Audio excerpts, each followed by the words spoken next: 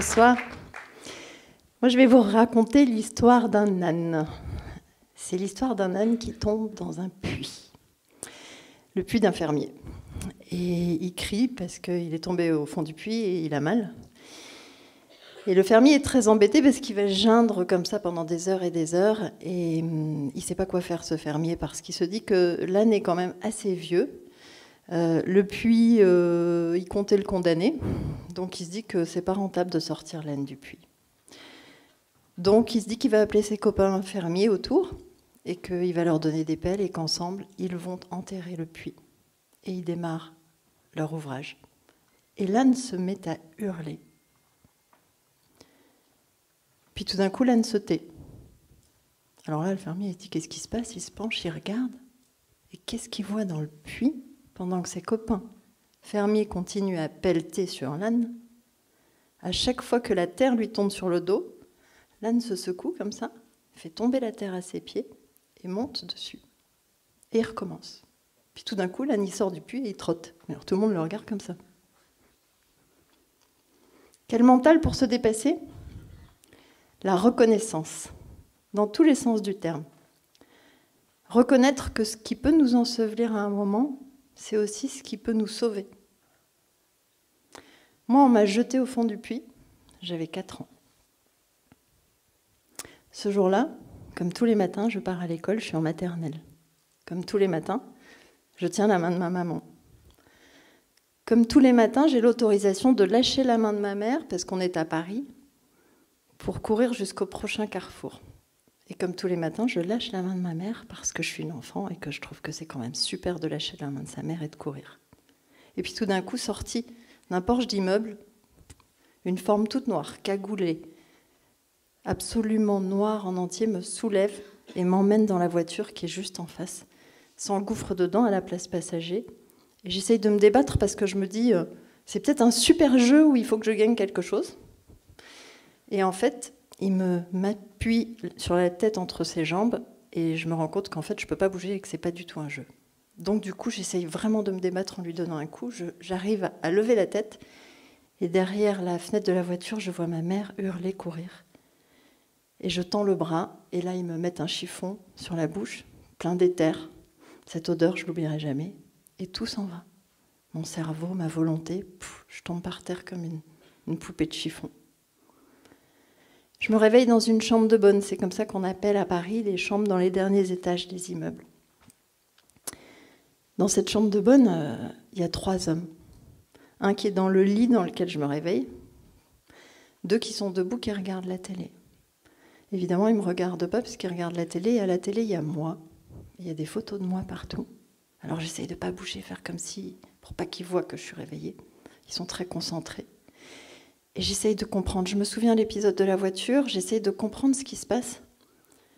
Et très vite, je comprends. J'ai 4 ans, mais je reconnais exactement ce qui se passe dans cette pièce. J'ai 4 ans et je me dis, ok, ils m'ont emmené et ils veulent m'échanger contre de l'argent. Ok, j'ai compris. Mais ce que je ne comprends pas, c'est vas-y, tu ramènes l'argent et tu viens me chercher, quoi. Pourquoi ça prend du temps? Puis ça a dû prendre un petit peu de temps quand même parce que j'ai eu le temps de m'endormir, de me réveiller. Je passe à la télé, ça veut dire qu'on ne passe pas quand même comme ça à la télé. Donc va s'infiltrer dans mon esprit une pensée qui est comme un poison. Et cette pensée, elle dit, peut-être qu'ils ne me cherchent pas. Peut-être que mes parents ne me cherchent pas. Et cette pensée, au fur et à mesure des minutes, des heures qui passent, elle est terrifiante. Et quand la nuit arrive, et quand les hommes qui vous ont enlevé vous regardent et vous disent « Tu ne verras pas tes parents ce soir », je peux vous dire que la douleur, le sentiment d'abandon est tellement terrible qu'on n'a qu'une envie, c'est de se recroqueviller et de disparaître. Et je crois qu'à 4 ans, cette envie-là, c'est une envie de mourir.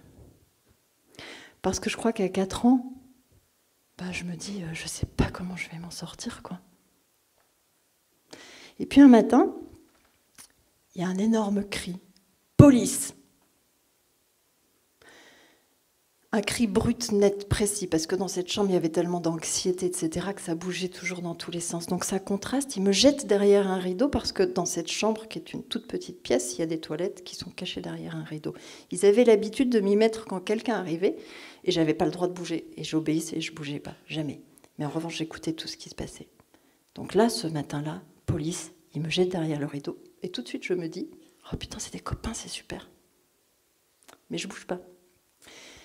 J'entends un bruit énorme, c'est le GIGN de l'époque qui défonce la porte. Et pour la première fois, je n'attends pas que ce soit fini, je sors tout de suite de derrière le rideau. Parce que je me dis un truc, on ne sait jamais s'il ne me trouve pas. La pièce est tellement grande qu'il pourrait ne pas me trouver, ou il pourrait ne pas chercher derrière le rideau. Donc c'est trop dangereux, je sors. Et je me dirige directement vers les policiers. Il y a des policiers partout, je passe de main en main. Et j'arrive entre les bras d'un homme, qui est un homme à la barbe, qui s'appelle Robert Brossard, qui est le commissaire Brossard et qui est mon commissaire Brossard. On descend les escaliers, les 6 étages, on arrive dans la rue. Il est très tôt le matin, donc il y a un silence incroyable, qui est en contraste avec le vacarme de cette chambre. Il me porte dans ses bras, on sort de la voiture de police, qui me ramène chez moi. Et en sortant de la voiture de police, il y a une nuée incroyable de journalistes, plusieurs centaines qui se jettent sur nous parce qu'ils veulent une seule chose, c'est une photo à sensation. Donc ils me tendent des micros, ils me tapent, ils essayent d'avoir une photo où je pleure en fait. C'est les paparazzis de l'époque. Et il y a un homme qui va me contenir, les pousser, me protéger, c'est Robert Brossard. Et cet homme, à cet instant-là, il va restaurer mon amour en l'humanité, parce que je peux vous dire que le monde des adultes, il est mort dans ma tête. Ce moment, c'est un moment extrêmement religieux. Et je ne parlerai pas à sa place, mais je sais une chose, c'est que Robert Brossard, c'est l'homme qui est devenu le flic préféré des Français ensuite, et qu'il a sauvé plein d'adultes et plein d'enfants. Mais que chez lui, aujourd'hui, dans sa pièce, comme il me dit, il y a une seule photo. Et cette photo, c'est celle-là. Et je ne suis pas peu fière. Et je lui suis très reconnaissante de ça, tout comme je suis très reconnaissante, j'ai beaucoup de gratitude face à la vie d'avoir réinstauré mon amour en l'humanité au travers de Robert. Quand j'arrive chez moi, donc il me porte dans ses bras, il me remet dans les bras de mes parents, je me dis 2 choses. La première, je me dis, en fait, j'ai la preuve. J'ai la preuve qu'ils ne m'ont pas cherché. Parce que mes parents, ils ont bien vu que j'ai été enlevée dans la rue. Mais en fait, ils sont toujours à la maison. La deuxième pensée que j'ai, c'est pour mes frères, mes petits frères. Moi, j'ai 4 ans, Vincent a 2 ans, Édouard a 6 mois. Et je me dis, il faut que je sauve mes frères de ce monde de fous. Je vais grandir après avec 2 sentiments extrêmement paradoxaux. Un, c'est un sentiment de fragilité énorme. Je fais des cauchemars terribles dont personne ne s'intéresse vraiment. Et j'ai peur, évidemment, dès que quelqu'un sonne à la porte. Et en même temps, j'ai un sentiment de toute puissance incroyable parce que je suis quand même toujours en vie. Je les ai vus être arrêtés et moi, je suis là. Donc, je me dis, je suis plus forte que les adultes. Et donc, mes frères et moi, on va être ensemble et on va se construire sur cette histoire, tout petits que nous sommes. Mais on va aussi se construire sur une autre histoire. Parce que là où je reviens, c'est dans un foyer où j'ai un père fou et une mère complètement dépendante de sa folie. Mon père, il a fait un procès contre l'État du Japon, c'est une conséquence de plusieurs actions, et l'État du Japon lui doit 8 000 milliards de dollars. Donc vous avez devant vous potentiellement la femme la plus riche du monde. Peut-être pas Bill Gates m'a peut-être dépassé, mais bon, en puissance. Le fait est, c'est que mon père et ma mère vont passer leur vie en procédure pour essayer de récupérer cet argent. Donc ils vont passer des années, des dizaines d'années à remplir des papiers pour récupérer cet argent. Et je pense que si on met l'ensemble des papiers à terre, qu'ils ont remplis, gribouillés, etc., on doit pouvoir faire plusieurs fois le tour de la Terre. Et nous, on grandit derrière toutes ces piles de papier. Eux, ils ne nous voient pas beaucoup, mais nous, on les regarde un peu éberlués.